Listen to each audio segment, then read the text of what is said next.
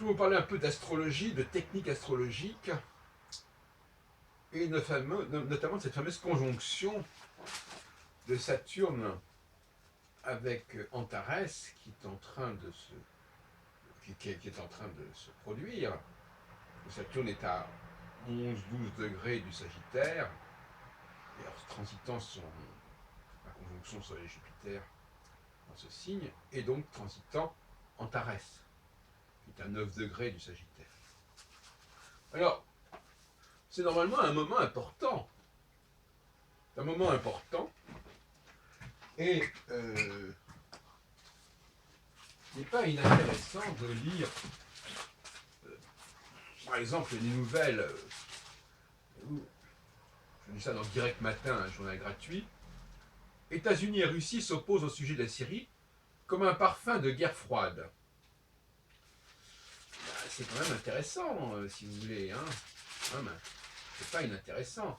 Des airs de guerre froide. États-Unis et Russie refusent tout dialogue sur la crise du Moyen-Orient. Une tension qui fait craindre une escalade entre les deux géants. C'est quand même intéressant.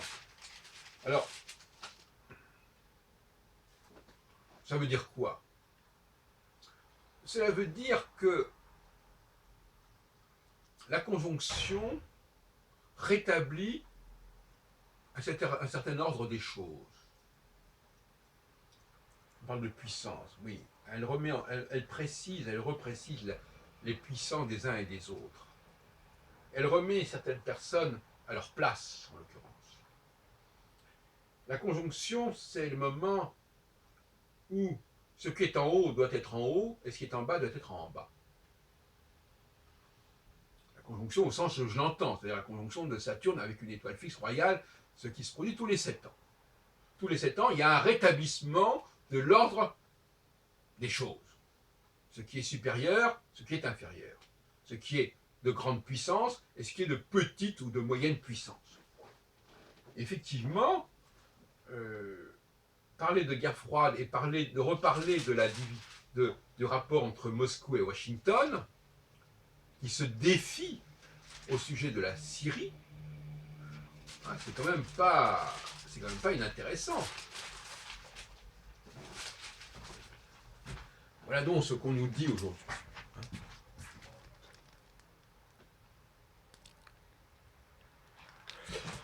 Alors,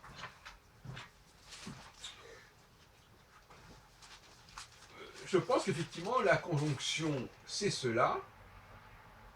Et l'inverse de la conjonction, qui est l'opposition, mais on sait que cette notion d'opposition, elle doit être divisée par 4, si on divise le système zodiacal en 4.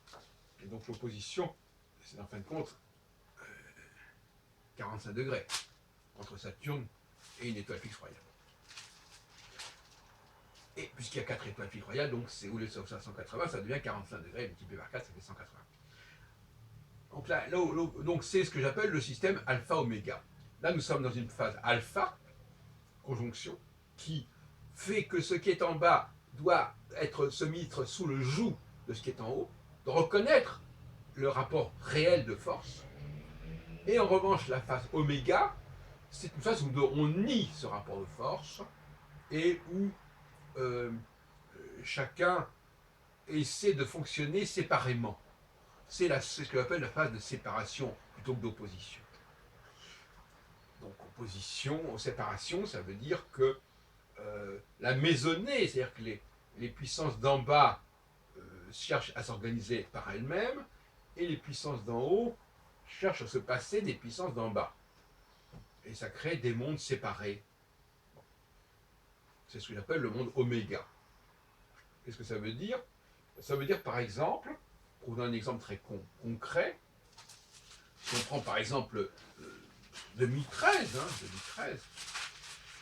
bon, c'est un exemple personnel, je dirais. Ça. C'est des périodes où, par exemple, quand on se rend compte qu'on est trop dépendant vous savez la fameuse formule, on a toujours besoin d'un plus petit que soi, mais il y a des moments où on se dit qu'on est trop dépendant des petits, qu'on est trop dépendant des machines, on est trop dépendant des gens qui vous aident, trop dépendant des employés. Hein. Et on se dit, mais pourquoi je ne le fais pas moi-même? Pourquoi j'ai besoin de l'autre pour faire telle et telle chose? Et c'est à ce moment-là, par exemple, que l'on peut être tenté de, voilà, de ne plus déléguer, de ne plus payer quelqu'un pour faire des choses à notre place. Ça, c'est la phase oméga. La phase alpha, donc la phase de conjonction, le mot alpha, d'ailleurs, comme vous remarquerez, symbolise la conjonction, c'est une sorte de nœud. Hein. Alors que oméga, qu'on l'écrive en cursive ou pas, il y a une espèce de système de balance, comme un W ou alors comme une espèce de nœud, comme on dit en astrologie, de nœud lunaire, de nœud ascendant ou descendant. Eh bien, c'est plutôt le nœud ascendant en l'occurrence.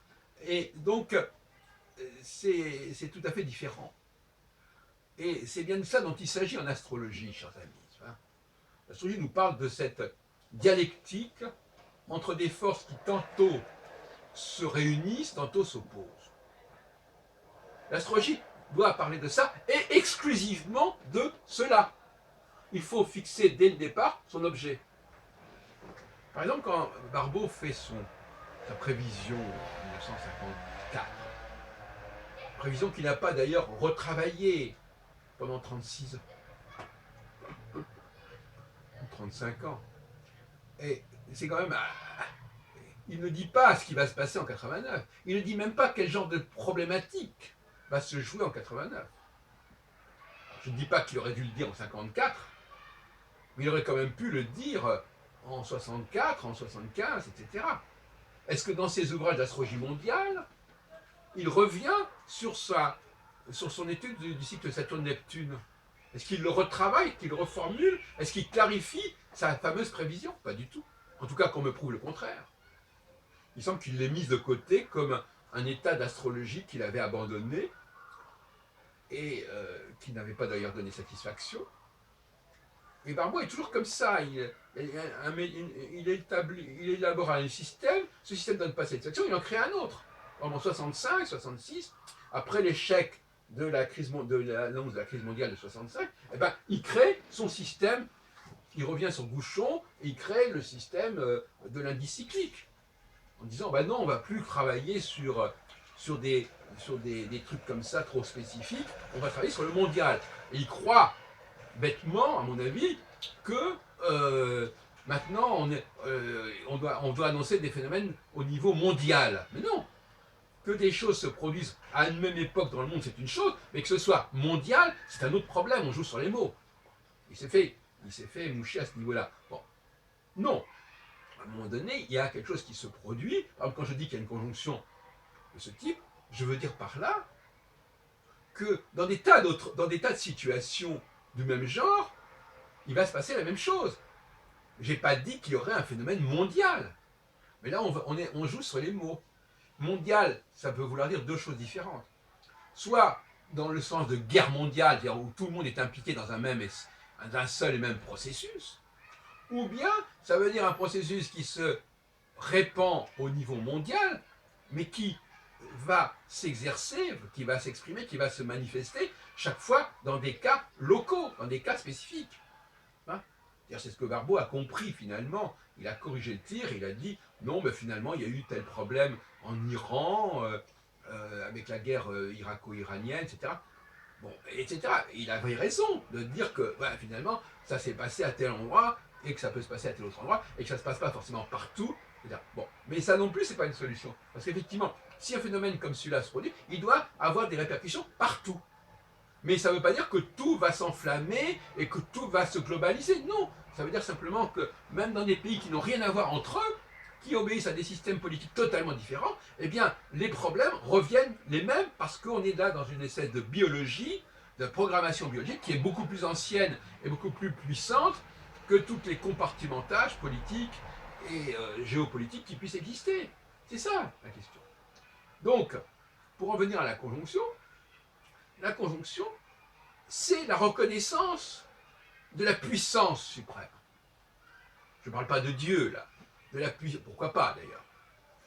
la reconnaissance de l'autorité suprême.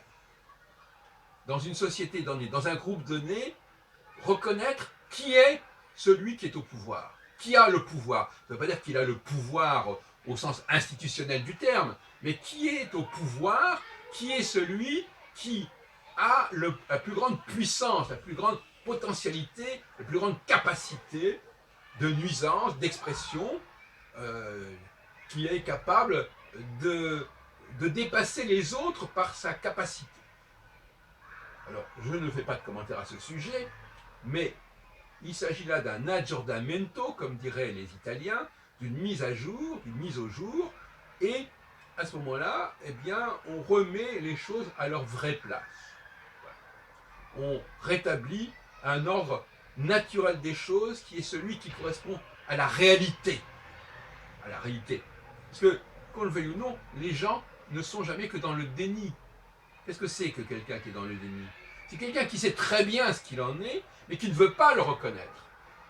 C'est pas qu'il ne le sait pas, il sait très bien. En son fort intérieur, il sait très bien que celui-là lui est supérieur, mais il ne veut pas le reconnaître. Et à un moment donné, en conjonction, eh bien, il y a une espèce de force qui l'oblige à reconnaître qu'il y a quelqu'un qui est au-dessus de lui. Et donc, la conjonction rétablit quelque part un ordre qui est naturel en quelque sorte. Pas au sens de la nature, mais qui est naturel parce qu'il correspond à ce qu'on peut comprendre, qu'on peut observer du monde, et au fond, l'opposé de la conjonction, c'est-à-dire la séparation, eh bien, c'est justement la remise en question de cet ordre naturel. Où ce qui est en bas ne veut plus être dominé par ce qui est en haut. Dominé, dominus, c'est le maître. Hein, même le bon dimanche, le jour du Seigneur. Refus d'être dominé. Eh bien, la conjonction, c'est quelque part accepter d'être dominé. C'est-à-dire de considérer qu'il y a des gens qui sont plus forts et que c'est à eux qu'il revient de prendre leurs responsabilités et d'imposer leur pouvoir pour régler les problèmes.